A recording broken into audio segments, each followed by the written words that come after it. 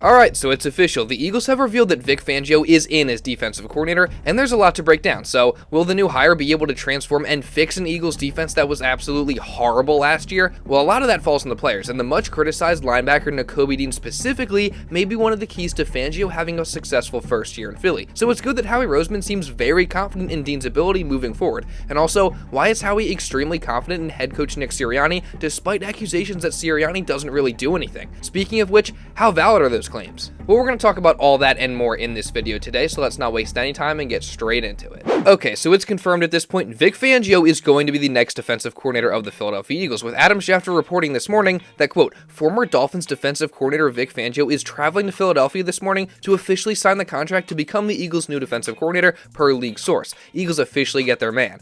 And this is interesting because it really all happens so fast. Like, usually I feel like the Eagles would take their time with this. We know that Nick Sirianni likes to typically interview a lot of candidates, but hey, the guy they wanted became available and they jumped on the opportunity. I mean, they certainly didn't waste any time or take any chances with it, and we know that the two sides wanted this to happen last year, but the timing just didn't work out. This time it does, and Vic Fangio will now be the defensive coordinator of the Philadelphia Eagles. Now, I feel like the fan base is almost completely split on this, which I completely understand. I mean, on one hand, Vic Fangio does have a long history and great track record as a defensive coordinator in this league, but on the other hand, the Eagles have been using the Fangio scheme and style for the entirety of Sirianni's tenure as the head coach, and there have been many ups and downs. Now, if you're not familiar with the Fangio scheme, it essentially plays a 3-4 base, a more conservative style with lighter coverage, there's less blitzing, and two high safeties are relied heavily upon to make plays and also offer run support as well as cover the pass. Plus, it also relies on the defensive line to generate a lot of pressure while rushing for. And Fangio himself tried to explain one of the emphases of his style, saying, quote, I try to make it harder for them to figure out what coverage we're in, both before the snap and after the snap. Now, again, like I said, there has been both good and bad with the Eagles using the system, but there's no doubt that the bad has outweighed the good, especially after the year we just had with Sean Desai, who of course learned from Fangio himself. And I think many fans, including myself, were ready for just a complete switch up of the team's defensive identity. We were ready for a new scheme, a new approach, but instead, we just replaced the student with the teacher, kind of like what this user from my own comment section said. Desai learned from him. Fire Daniel only to hire Miyagi is just nasty work.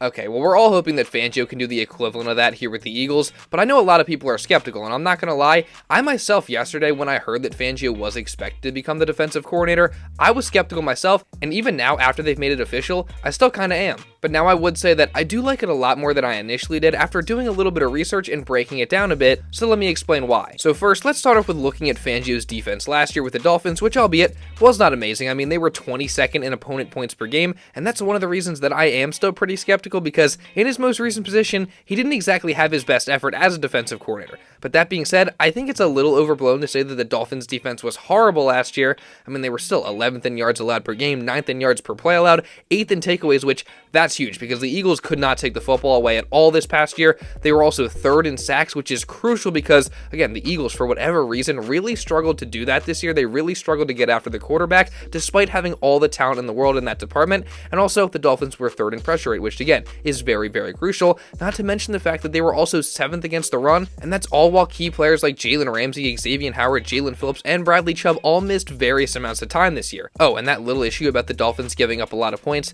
Oh yeah, they only allowed 20 points per game after week 8 when they started to get healthier. So I don't know about you, but that sounds pretty decent to me. And now he comes to the Eagles fresh off of having a defense that was great at getting to the quarterback, and he inherits potentially an even more talented pass rushing group that again did struggle this year, but with Fangio coming in, I'd expect them to get back to dominating like they were in 2022 when Fangio himself was a defensive consultant. And just overall, I'd expect the Eagles defense to get back to playing at least much closer to the level that they were playing at in 2022 than they did this past year with Fangio now returning and this time running the show. I mean, we're talking about a guy who's been in charge of some great defenses in the past, including those 49ers defenses with Patrick Willis among others, and of course they had that one trip to the Super Bowl. He was also in charge of the 2018 Chicago Bears defense with Khalil Mack, which was the best in the league that year, and he's also been a part of many other successful defenses. Now, this is not to say that he hasn't had his struggles. This is a guy who, yes, has had some down years as a coordinator, especially with much less talented groups, but for the most part, he has had consistently good defenses through the years. And now again, he comes to an Eagles defense that does have talent in certain areas, and that Fangio is also familiar with. I mean, let's not forget, like I said, he was a consultant here in 2022, which was easily the best the Eagles defense was under Sirianni. And way back in October, ahead of the Eagles and Dolphins matchup, Sirianni actually spoke about his personal relationship with Fangio. I really value the relationship that I was able to develop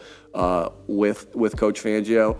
Great person, great football mind, a huge Phillies fan. Value the friendship that we have in the time that we spent together last year. I do definitely think it's worth noting that the familiarity is probably going to be very helpful with this transition. And it's also cool that the guy's a Philly native and a diehard Phillies fan, so overall, I gotta say, I think it's probably a solid hire. I mean, at the end of the day, the guy has a really good track record as a defensive coordinator. He coaches his guys hard, he gets a lot out of them, and even if we don't 100% fully agree with his scheme, I think there's no question that if you could choose one guy to come in here and run it, it'd be him, the godfather of the scheme itself. And it's not like we have a guy now coming in here and trying to copy it like Sean Desai was. This time, we have the real thing, and he's definitely got some talent to work with as well, even with some bright spots in the back seven, particularly some of the younger guys. Now, something else that is worth noting is Fangio's scheme relies heavily on having good linebacker and safety play, so a guy like Blankenship is going to be crucial, and he needs to step up and continue to build on a solid second year in the league. I also wish that Sidney Brown wasn't hurt, because I really do think he'd thrive under Fangio's coaching, but we'll probably see him at some point later in the year. But due to his injury and Byard probably leaving, Howie Roseman must do what he can to shore up that position this offseason. And that also goes for linebacker, which we know historically is a position that the Eagles don't like to invest much capital into. We saw them let their top two guys walk last offseason, and it really hurt this year. So again, that's definitely a position that Howie needs to try and shore up this offseason. But it seems apparent that the Eagles still have a lot of confidence in one guy that's still in the building, and that's Nakobe Dean, as despite his major struggles this year, both in terms of just staying healthy, but also on the field, particularly in pass coverage where he was just horrible, the Eagles still, despite those struggles, still seem to believe that Dean can become a good player for them, with Howie Roseman praising Nakobe and defending him in his end-of-season press conference. If anything, it's my belief in the players that we have, the young players that we have. I have a lot of belief, and I know Coach does as well, in Nakobe Dean, and so I believe in the player, I believe in the person. We lost two linebackers at that spot, two good players from our Super Bowl team. And we had Nakobe wait in the wings. We drafted him for that role. Obviously, it didn't work out perfectly for him this year. That doesn't change the belief we have in the player. Now, yes, while Nakobe's struggles were very apparent this year, I'm still with Howie and having confidence in the third-year player. I mean, he's a young guy with a lot of talent that has potential. He's just had a rough go of it to start his career, whether it's him not getting the chance to play much of it all in his rookie year, or then dealing with multiple serious injuries in his second year, while also playing in Sean Desai's putrid defense. So I'm not ready to write off Dean just yet, and I'm excited to see what he can do under Fangio, who again coaches his guys hard and gets the most out of talent. And overall, I'm just excited to see how different the Eagles defense is going to look under Fangio, and hopefully he can come in and fix a lot of the problems. So with that being said, what do you guys think? Do you like the Fangio hire, or are you kind of on the fence like me, although I must admit I am leaning more on the positive side of things, or do you not like the hire at all? Let me know your thoughts down in the comments. Now, going back to Howie Roseman and Nick Sirianni's end-of-season press conference from yesterday, I do want to touch on one thing that Nick Sirianni said, because with him reiterating that whoever the new offensive coordinator is, they're going to come in and bring in their new ideas and be the leader of the offense, and of course now with Fangio being the leader of the defense, that has left people to question what Nick Sirianni's actual role is. Like, what does he really do? Now, he was actually asked that question during the press conference, and this was his response. Nick, if the offensive coordinator is going to be in charge of the offense and the defensive coordinator is going to be in charge of the defense, what is your role going to be? The head coach of the football team. What does that entail? How does it change? Yeah, my job is to be the head coach of the team, not the head coach of the offense, not the head coach of the defense, not the head coach of the special teams, but be the head coach of the football team. And so that's building the culture, that's making sure the culture's, working, with our 5 core values. That's diving into that, building the culture, having a relationship with the guys on the football team. Because I know when I have that connection with the guys on the football team, that's when things are, that's when the culture is working and working at high level. And then that's where our connection with the players and then their connection with each other works well too. Now, I think it's easy to hear that and say, oh, well, then Nick doesn't do anything then, but I think we have to realize that a lot of head coaches in the NFL are just like this, having this CEO type of role that oversees everything. John Harbaugh and Dan Campbell are both like that, and they're obviously both coaching in the conference championship games this weekend. Mike Tomlin's like that. Like, this is not out of the ordinary at all. We even saw Nick himself have success in this role in his second season, obviously leading the Eagles to the Super Bowl, so I'm not buying into this narrative that Nick does nothing. Since he is going to be back, I'm going to give the guy a fair shot this coming season to learn from this past last year and bounce back from it. I mean, the fact of the matter is, the guy has had a lot of success as the Eagles head coach, which that's what's allowed him to keep his job. And it seems like the Eagles are confident in Nick moving into next year, with Howie Roseman expressing that in this same press conference. And I think the important thing for us to look at is before the stretch, which was a difficult stretch, not diminishing the 1-6 stretch at the end. We were 26-5 over the last 31 games. I mean, that's 4 times the amount of games that we played over this stretch. That is hard to do in the National Football League. That is hard to find a head coach in this league who has that record of success. I think we were 33-11 up until that point with Nick. We made the playoffs 3 straight years. Again, not okay finishing 1-6, so I'm not sitting up here saying that, but it is hard to find somebody who can do those sort of things. And I think as we go forward, doing this together in a way that continues to get the best possible people we can on and off the field.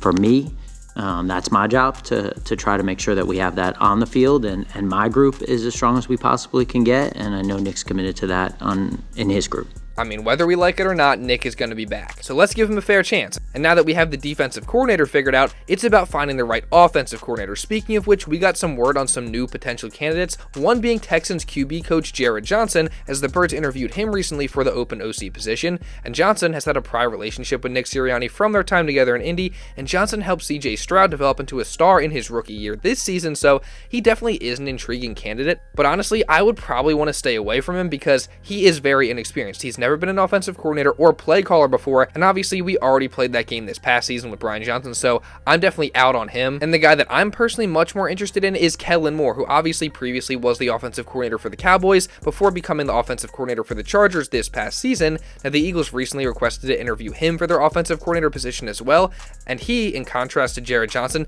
has been a play caller for a while in this league, and a very good one at that. I mean, Moore has led some fantastic offenses in his time as an offensive coordinator. He's consistently had his units toward the top of the league in yards and points. The passing game has really flourished under Moore. His offenses have also been great in the red zone and on third down historically, so I'm personally in on Moore. I would be really excited about that hire, but what do you guys think? How would you feel about a potential Kellen Moore or Jerrod Johnson hiring? Also, give me your thoughts and opinions on the Vic Fangio hiring, or just anything that I talked about in this video in the comments down below. And also, if you did enjoy this video and want to see others like it coming in the future, make sure you go down, subscribe, and also turn on notifications. We're going to be covering this entire Eagles offseason, so again, you're not going to want to miss that. Make sure you subscribe, hit that notification bell right now. Also, drop a like down below on this video if you did enjoy it and want to show some support. And if you want to watch another Eagles video going over a lot more Eagles news from the past couple days, you can go check this out right here. And now with all that being said, that's pretty much all I got for this one, guys. So thank you all so much for watching, and I'll see you in the next video.